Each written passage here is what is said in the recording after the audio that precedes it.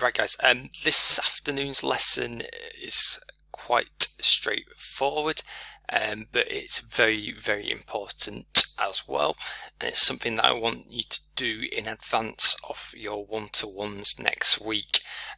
So in your project proposals, and I'll show you this in a second, you will be able to now see a plan template.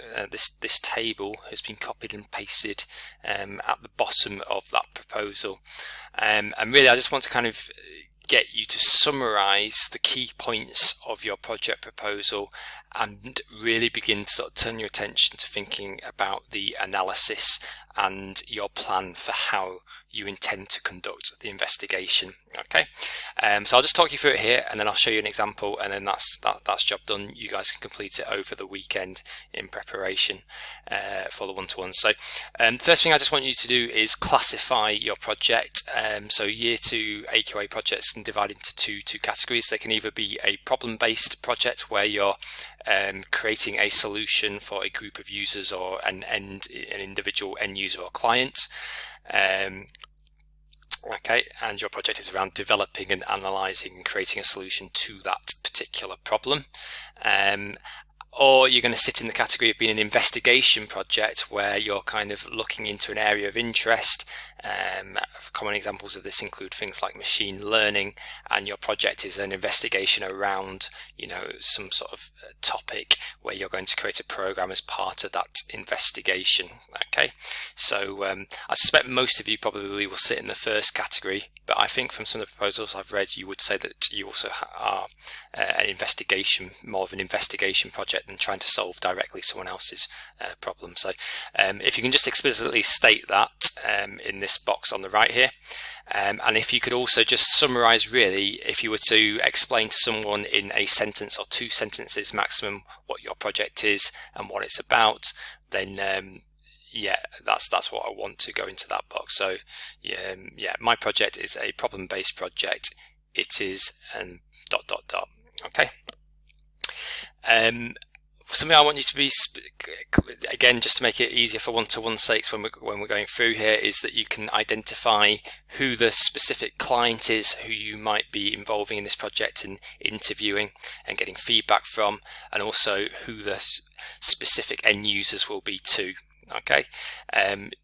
Some projects you might be you might not be making it for an individual, you might be making it for a group of end users. Well, again, clearly identify specifically who those end users are, so that I've got the assurance that, you know, when it comes to doing the research and maybe conducting questionnaires in this case, that I know who those questionnaires are going to be targeted at for information.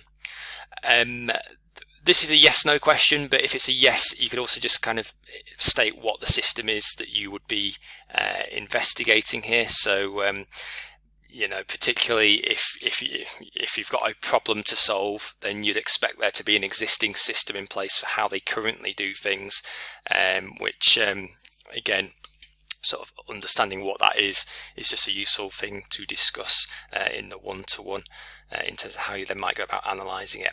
And then I think this really is the next section is the most important part of this, which is I really want you to think about actually beginning to structure out the investigation for analysis. So if you look through this list, you know, you do not need to use every single investigation technique that appears on this list, but what I do want you to think about here is, you know, for your project, which ones might be the most relevant, and if you think they are relevant, then just a little bit of detail about in what way they might be relevant. So for example, if you're thinking that an interview is a suitable technique to use for the project, then who would the interview be with, or would it be with more than one? Would it be several interviews, or would it just be one person who you'd be involving in the interview? So beginning to really think about the plan. Similarly with questionnaires, who would the questionnaires go to? How many questionnaires would there be, and why? If you were thinking about maybe using the observation technique, then what would it be that you would be observing? If you've got an existing system that's got lots of paper-based documents that is relevant potentially to your analysis, then beginning to think about which documents they might be. You might not know the answer to that question yet if you haven't conducted the interview, or you haven't got so much familiarity with the current system, but if you feel that that could be relevant, particularly for database application type projects, then beginning to have a think about what documents you might be able to get hold of would be useful there. Analysis of it, so and this one sort of ties in as well with the previous point. So not just looking at existing documents, but you could also, if you're planning to make an improved version of an existing system, or an existing computerized system is going to run alongside or going to be important to your project, then again stating what that is and how that could be useful to the analysis very, very briefly would be good as well. Research of similar systems that already exist. Well, I think you've seen this in one of the analyses already, but one of the great ways of getting inspiration for requirements is to look at existing systems that are similar to the one that you're intending to develop, and using that to kind of, analysing them and looking for ideas and inspiration for requirements for your particular project. So if you know specific programs that you might be able to use for that, then again list them here. Okay. Technical research is really more for the simulation-y type computer science projects, where obviously there's going to be a lot of physics and maths involved, and again you could just highlight what that sort of particular set of maths or physics theory topics are going to need to be looked into and incorporated into the analysis. Okay, and then you don't really need to worry about use of a prototype at this stage. I'm going to talk more about that next week. Okay, but I want you to start almost beginning to plan out your investigation really in this section, and beginning to think about what the actual how you might actually go about implementing some of these methods. There's also a follow-on video on the next slide where you can actually hear an explanation of me going into a little bit of detail explaining some of these different techniques and how you should use them. It might be a little bit early to watch that at this stage, but if you just wanted some clarification on what one of these involved, then I recommend you just sort of tab to that video and sort of fast forward to the relevant point to see if you can just get that understanding. Okay, programming tools. Again, I think some of you have hopefully done a little bit more thinking about this now in terms of maybe the types of database that you're going to use, the programming environment you're going to use, hosting, etc. You might not have all the answers for this one yet, but again, at this stage, what you think you're going to require would be good to kind of see a kind of a note of that to give me some assurance.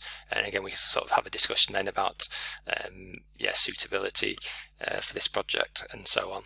And then the last thing I want you to think about as well, going into the summer, the challenges that you think that you're expecting will be kind of the biggest barriers to kind of overcome, and obviously really, really important, I think, from my point of view and also your point of view, that you're really, really thinking about how you're actually going to get across those hurdles, and start thinking about solutions that you can start investigating over the summer, and playing around with some code and different different tools and different applications to make sure that you're happy that you can overcome those obstacles come the project when we really get into it. Okay, so that's an overview as to what I want you to do. So it's just a kind of a plan, and we'll sort of use this to as part of the discussion in the one-to-one, because one of the major tasks over the summer for you guys will be to get up and running with the analysis and actually conduct some of this research, okay, and get the projects underway. Just to show you what I mean by this, so if you go into your proposal in Teams, so there was your initial proposal. If you scroll down, if you've not already seen this, there's some more feedback now. So this is, I think, the second lot of feedback that you've had, where I've asked some further questions. So if there are questions in there, if you could have a think about those and think about some of the answers you might give, because we probably will discuss those too. And then here you go, here's the actual template, and if you can just populate this with the information as I've just described, that would be perfect. Okay, so that's for in preparation for the one-to-ones next week, please.